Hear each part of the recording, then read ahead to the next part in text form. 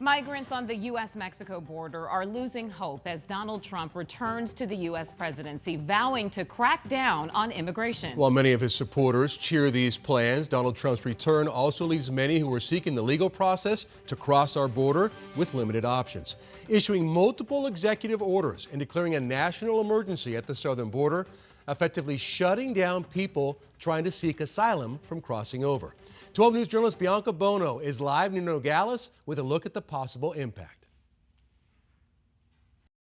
We are standing near the Morley pedestrian port of entry, one of the smaller ports of entry in Nogales. And overall, it's been a relatively quiet day here in this area. But around 3 o'clock or so, my colleague here working on border coverage with us did witness someone climb the fence right in this area where you see that gap in the barbed wire there. She said there was a very large ladder that was placed on the Mexico side of the border. A woman crossed over. She was holstered around her waist in some fashion, and she was lowered down onto the Arizona side of the border. Now, locals here did tell my colleague that this is something that does happen in this area of the border wall, and it's why you often see CBP officials stationed in this area. But the question really is, are we going to be seeing more or less of that type of activity in light of the changes that have rolled out in the past 24 hours? Now, we came here because we did want to see firsthand the immediate impact of some of the changes that came out from President Donald Trump yesterday, declaring a national emergency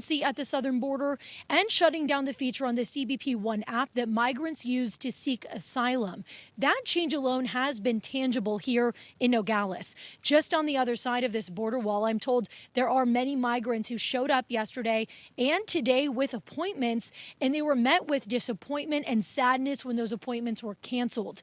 Shelters on the Mexico side are now preparing for an influx of people who perhaps still do decide to continue their trip to the border despite their appointments getting canceled, or who were already here and aren't sure what to do or where to go.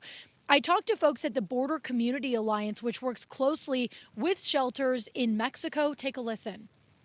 It puts nonprofits on the Mexico side in a bind because they now are going to have many more people that are going to be having to stay at the shelters to provide food, to maybe give them bus tickets to go back to where they're from, or to another safe place if they can't go back to where they're from.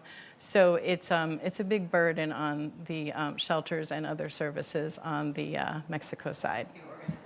And Celia and her team are preparing to go visit those shelters on the other side of this border wall tomorrow to see what they can do to help. We're in Nogales. Bianca Bono, 12 News.